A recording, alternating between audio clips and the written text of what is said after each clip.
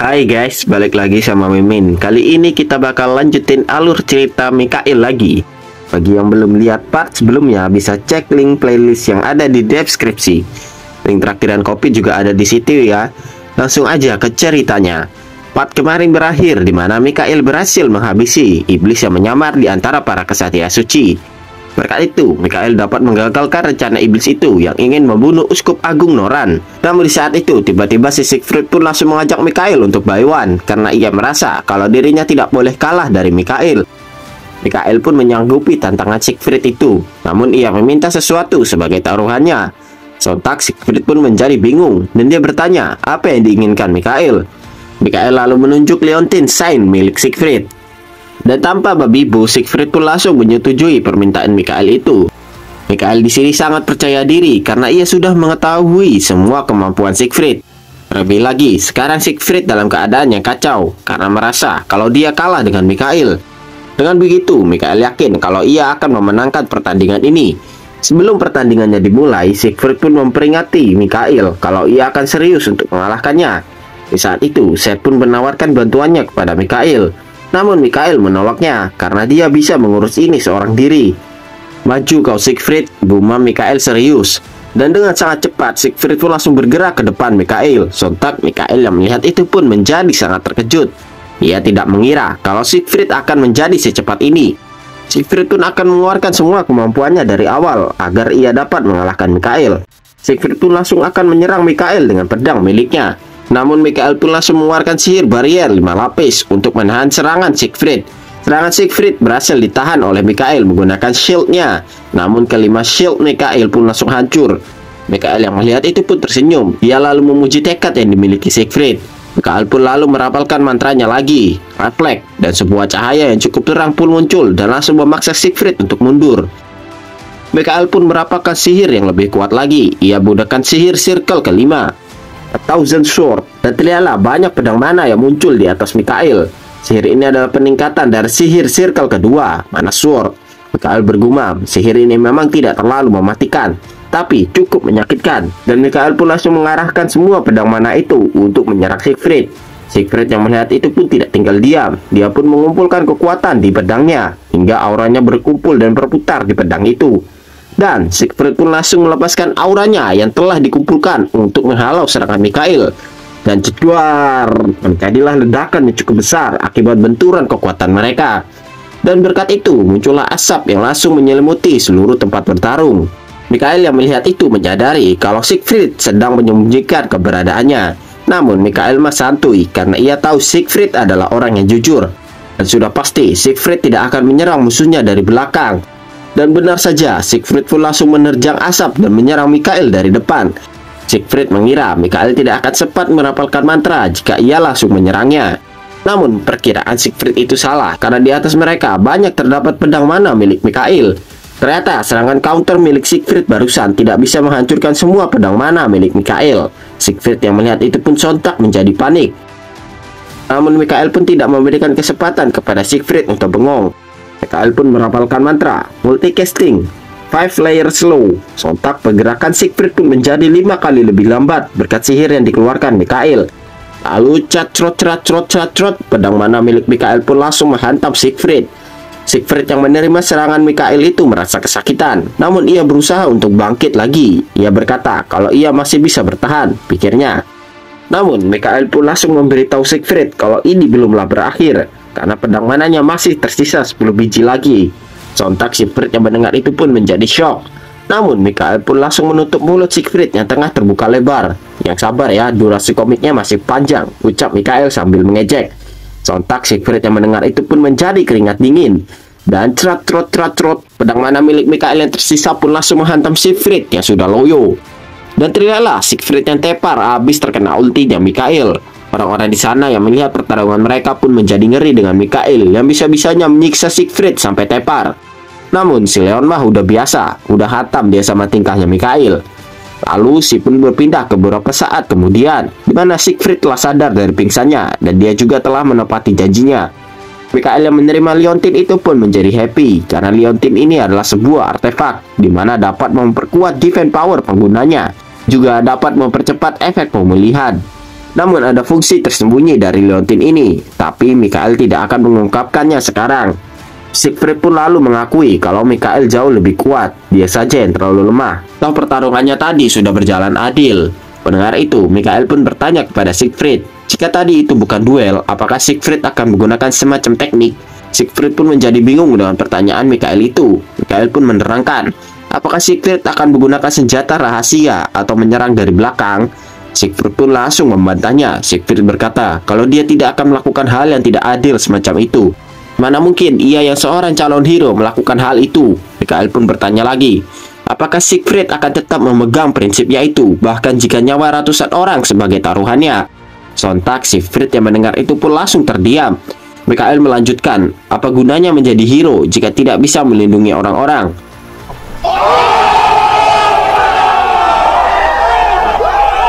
Dengar kata-kata Mikhail itu yang langsung jelek ke hatinya, membuat Siegfried langsung tertunduk. Dan Mikhail pun lalu pergi meninggalkan Siegfried yang sudah lesu. Di perjalanan, Leon pun mempertanyakan tindakan Mikhail itu kepada Siegfried. Menurut Leon, Mikhail agak kelewatan. Mikhail pun bertanya, apa maksud pertanyaan Leon itu? Leon menerangkan, Siegfried itu adalah calon hero juga, sama seperti Mikhail. Dan dia nggak kelihatan jahat, tapi agak bego dikit sih, ucap Leon. Mikhail lalu menjelaskan, ia tidak akan melakukan itu jika Siegfried adalah orang biasa. Tapi Siegfried adalah calon hero. Calon hero adalah orang yang harus memegang tanggung jawab yang sangat besar. Masa calon hero-nya bego plus naif kayak gitu? Leon pun langsung memikirkan perkataan Mikhail itu. Namun, tiba-tiba langkah mereka pun terhenti. Leon pun bertanya, kenapa Mikhail berhenti? Dan ternyata alasan Mikhail berhenti adalah karena ia melihat si Uskup Kilian yang habis keluar dari kuil utama. Mikhail pun curiga dengan gerak-gerik Uskup Kilian itu. Ia berpikir kalau Uskup Kilian datang kemari karena Cassandra. Lihat itu, Leon pun bertanya, apa yang harus mereka lakukan sekarang? Ya ngapain lagi lah, terobos, ucap Mikhail. Terobos aja lah anjing ah, begini doang lo. Mikhail pun lalu menghampiri si Uskup Kilian. Dan teriaklah mereka berdua yang saling menatap dengan tajam ke masing-masing. Tombok kita. Namun mereka pun langsung merubah ekspresinya dengan tersenyum. Mereka pun langsung saling berjabat tangan dan so akrab. Aduh, Dek Mikhail ya, calon hero itu kan? Wih, ganteng juga, ucap Uskup Kilian. Hehe, iya Pak D, jawab Mikhail. Uskup Kilian pun langsung basa-basi. Ia berkata, kalau ia merasa beruntung bisa bertemu dengan Mikhail. Mikhail pun langsung menjawab sambil sarkas. Oh iya dong Pak D, kan saya habis bawa balik Cassandra, habis dikurung sama iblis. Sontak si Uskup Kilian yang mendengar itu pun langsung terdiam. Mikhail melanjutkan, emang babi iblis ya Pak D. Untung di sini orangnya mah baik-baik ya kan, suka menabung, nggak main Candy Crush yang ada Zeusnya lagi. Bisa-bisanya ada orang yang nggak percaya sama ramalan Cassandra, kan tolol, ucap Mikhail dan nyenggol si Uskup Kilian. Sontak Uskup Kilian yang mendengar itu pun menjadi kesal sampai urat-uratnya pada keluar. Namun ia tetap berusaha tersenyum. Uskup Kilian pun langsung berpamitan akan pergi. Namun sebelum itu ia berkata, udah mau nyoblos kan ya? Aku sih kayaknya nyoblos si Siegfried. Cocok dia, soalnya partainya merah. Namun Mikhail pun langsung memotong perkataan Uskup Kilian. Ia berkata, Tai, lu remin gua. oh, bodo amat sih. Yang menang tuh dipilih Dewa Hekau. Sontak Uskup Kilian yang mendengar itu pun langsung pergi dari hadapan Mikhail. Sembari pergi, Uskup Kilian berkata, mari lihat hasil akhirnya nanti. Di saat itu, tiba-tiba Seth dan Mikhail pun merasakan aura iblis yang sangat pekat dari Uskup Kilian. Mikhail bergumam, jikapun aura itu bukan berasal dari Uskup Kilian, maka aura itu bisa saja dari orang terdekatnya. Seth pun lalu memberitahu prasangkanya kepada Mikhail. Namun Mikhail berkata kalau ia sudah mengetahuinya, iblis yang ia bunuh sebelumnya, Delos, adalah pembunuh. Namun ada satu fakta lagi, di mana Delos memiliki saudara kembar, namanya Lutos. Dan terlihatlah Uskup Kilian yang pergi sambil menahan amarahnya. Scene pun lalu berpindah ke Uskup Kilian yang mendapatkan laporan dari bawahannya kalau divisi Kesatria Suci telah diberhentikan untuk sementara. Sontak dia mendengar itu pun menjadi sangat murka sehingga ia mengobrak-abrik barang yang ada di depannya. Uskup Kilian pun menduga kalau ini semua adalah ulah Mikhail. Dia pun menjadi tambah sebel sama Mikhail. Namun di saat itu muncullah seseorang yang mendatangi Uskup Kilian. Dan ternyata yang mendatangi Uskup Kilian adalah High Priest bernama Haran. Ia dipanggil kemari oleh Uskup Kilian untuk menghadapnya. Priest Haran juga memiliki kemampuan meramal seperti Cassandra. Dan Uskup Kilian yakin kalau ramalan Haran jauh lebih akurat ketimbang Cassandra. Uskup Kilian pun lalu memberitahu Priest Haran kalau divisi Kesatria Suci telah diberhentikan untuk sementara. Sontak Priest Haran yang mendengar itu pun menjadi terkejut. Namun ada hal yang janggal, di mana pupil mata Pris Haran pun berubah menjadi seperti mata iblis saat ia terkejut. Uskup Kilian menerangkan, alasan ia memanggil Pris Haran kemari adalah untuk meminta ramalan darinya mengenai apa yang harus mereka lakukan. Namun Pris Haran berkata kalau dewa belum memberitahunya apapun untuk saat ini. Mendengar itu, Uskup Kilian pun langsung menjadi pasrah dan dia memperbolehkan Pris Haran untuk pergi. Pris Haran lalu berpamitan untuk pergi. Namun di saat ia melangkah pergi, terlihatlah ekspresinya yang begitu kesal dengan situasinya saat ini. Dan scene pun lalu berpindah ke kuil utama, di mana Mikael sedang menceritakan tentang iblis yang habis ia bantai ke Pak Mordin. Sontak Pak Mordin yang mendengar itu pun menjadi terkejut karena ia baru tahu kalau ada iblis lagi. Mikael pun bingung. Bukannya Pak Mordin udah tahu pas di hutan elf? Pak Mordin pun langsung membalas, "Pikun apa bagaimana dek? Kan Ana dikurung seharian." Mikael pun langsung mengingatnya dan dia pun langsung meminta maaf kepada Pak Mordin. Ya Pak, maaf deh kalau gitu. Gak tulus anjing. Umam Pak Mordin. Mikael pun lalu memberitahu ke semua orang bahwa ia sudah bisa memastikan kalau Uskup Kilian memiliki hubungan dengan iblis. Cassandra yang berada di situ pun langsung menimpali. Jika Mikael berkata seperti itu, mereka harus memiliki bukti yang kuat untuk bisa meyakinkan orang-orang. Leon pun langsung membalas, walaupun mereka tidak memiliki bukti, tapi sudah sangat jelas dari pergerakan Uskup Kilian yang sangat aneh. Mereka tidak boleh membiarkannya berbuat sesuka hati. Mikael pun langsung menengahi. Ia berkata, kalau mereka tidak usah memikirkan hal itu sampai pusing. Atau mereka telah mendapatkan dukungan dari Paus Agung. Dan terlebih lagi, Mikael adalah pemegang segel dari Dewa Hekau. Dengan begitu, mereka hanya perlu santai-santai aja. Di saat itu, Leon pun langsung mengalihkan pembicaraan. Ia berkata, kalau tes kualifikasi hero akan segera dimulai. Dan di saat itu, semua uskup akan berkumpul. Mikael yang mendengar itu pun tersenyum. Ia bergumam, kalau kualifikasi hero ini cocok untuk menjadi panggung pembuktian akan kesesatan Uskup Kilian. Mikael lalu berkata, inilah alasannya ia membutuhkan bantuan Cassandra. Namun Cassandra yang mendengar itu pun malah merasa pesimis akan dirinya. Karena menurutnya ia cuma bisa meramal saja. Namun Mikael pun langsung membantah perkataan Cassandra itu. Mikael berkata kalau kemampuan Cassandra itu adalah anugerah dari dewa. Sontak Cassandra yang mendengar itu pun terkejut. Ia bertanya apakah benar ia bisa melakukannya. Dan Mikael pun membenarkannya. Cassandra bertanya lagi, lalu kapan ia harus melakukannya? Mikael menjawab, mereka akan melakukannya saat kualifikasi hero dimulai. Mikael sangat yakin kalau mereka akan berhasil karena dewa telah mendukung mereka. Namun Sin pun berpindah ke Uskup Agung Narun, di mana ia sedang termenung. Ternyata orang yang telah membawa Cassandra ke kerajaan suci adalah Uskup Agung Narun. Ia selalu menyayangi Cassandra seperti anaknya sendiri. Namun di saat Cassandra disudutkan dan akhirnya Cassandra kabur, ia tidak bisa melindunginya. Ia tidak bisa melakukan apapun dan hanya bisa melihat kepergian Cassandra.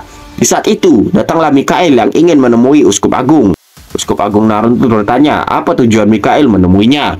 Mikael menjawab bahwa ada suatu hal yang ingin ia bicarakan. Pertama-tama Mikael berterima kasih kepada Uskup Agung Narun, berkatnya ia bisa hidup enak di sini.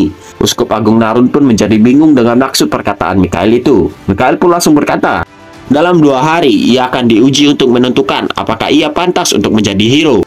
Uskup Agung Narun pun membenarkannya. Dia juga menambahkan, hasil ujiannya akan ditentukan oleh para uskup. Mikael lalu berkata, kalau ia sudah tahu itu, banyak uskup agung yang memilih Siegfried sebagai hero.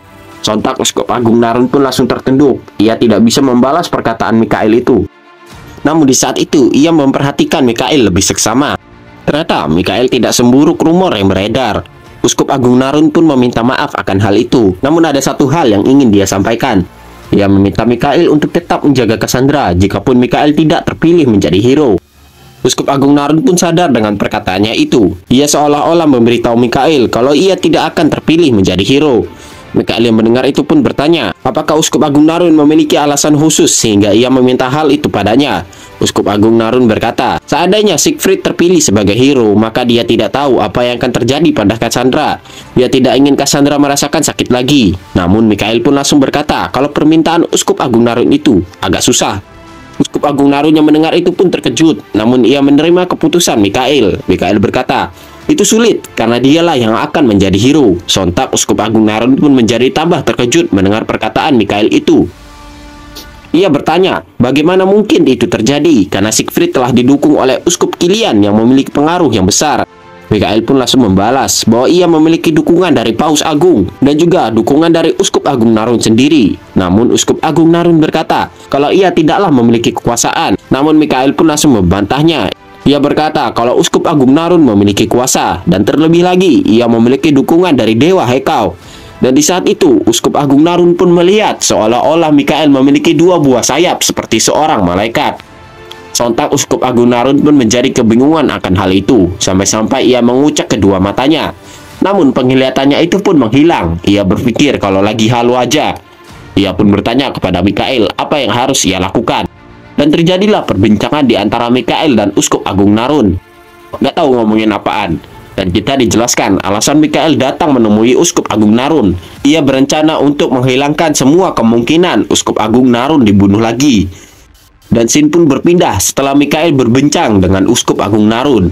Dan terlihatlah Mikael yang membawa bagian dari sebuah iblis.